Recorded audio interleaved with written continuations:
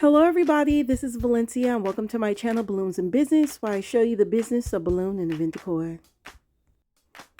So today I'm going to show you guys this double graduation setup and some of the trials that I had putting this together with the extreme heat and limited space.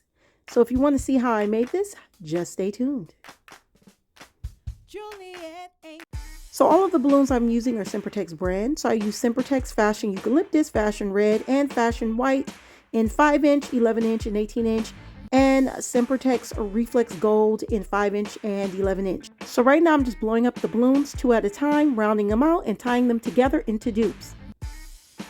Then I'm going to take my dupes and double twist them into clusters of 3 dupes or 6 balloons. That's 2 11-inch dupes and 1 18-inch dupe. Now I'm going to take my 2 60Q balloons, the long stretchy balloons you make balloon animals out of. I'm going to tie the ends together to make like a rubber band, and I'm going to use that to connect my clusters.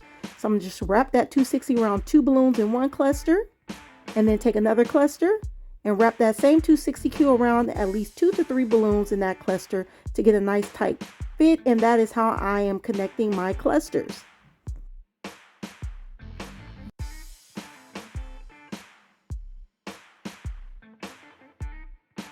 Now I'm using a slightly different color scheme for each graduate, so I made 2 balloon garlands.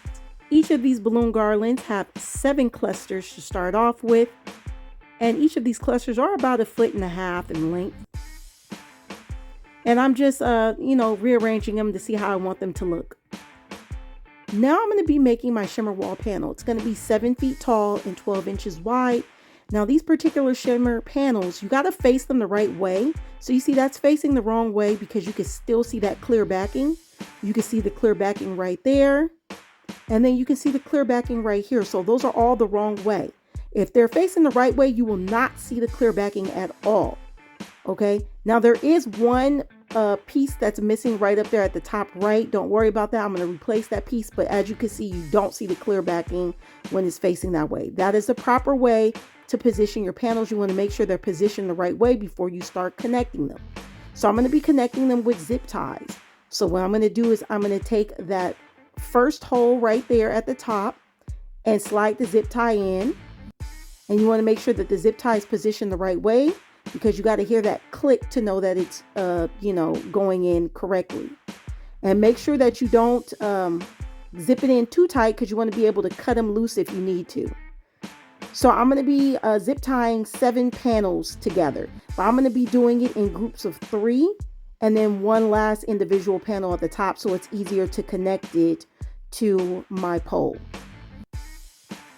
So the pole I'm going to be using is actually a pole for my backdrop stand. So I'm just using one pole, and then I'm going to adjust it to 7 feet tall. Then I'm going to take my first panel of 3 of those little shimmer piece panels, and I'm going to zip tie them to the pole. So I'm going to zip tie all 3 panels. So I'm going to start with the top panel and then the bottom panel, and then I'll eventually zip tie that middle panel as well. And then I'm going to get my other group of panels and start with the top panel, zip tying that, and then the one at the very bottom, and then I'll eventually do the one in the middle. And then lastly, I'm going to add 1 extra panel at the top because I want this to be taller than the banners. The banners are 6 feet by 3 feet wide, each of them.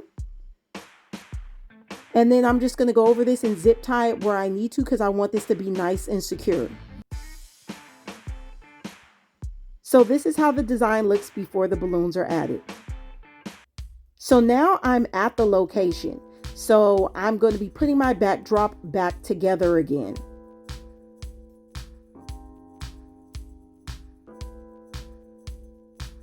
Again, these panels are 6 feet tall by 3 feet wide, and I got them made from sticker banners. I will leave the link to that in the description box below. And notice how the shimmer wall panels are still attached to the pole. All I had to do was twist the pole into the base. And by connecting these panels beforehand, I saved myself a lot of time.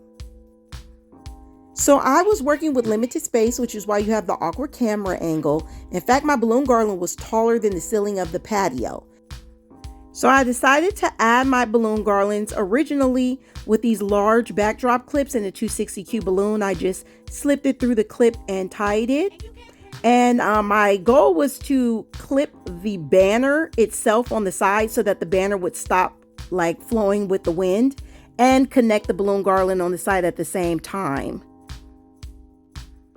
So since this balloon garland is taller than the patio ceiling, I actually had to push the top of that balloon garland to the back of the backdrop.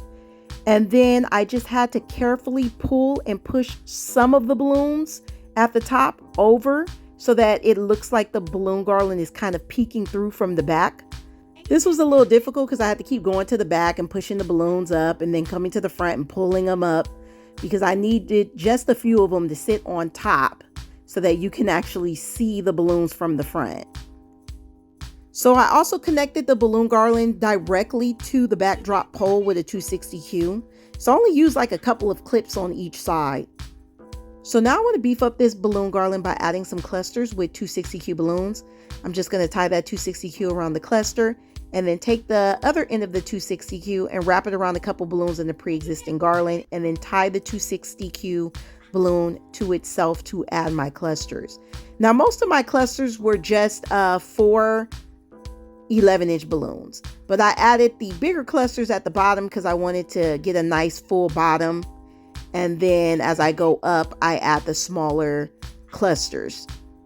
Now again, I was limited on space, so I couldn't make it as big as I wanted to, but I felt like this was pretty thick for the limited space that I had.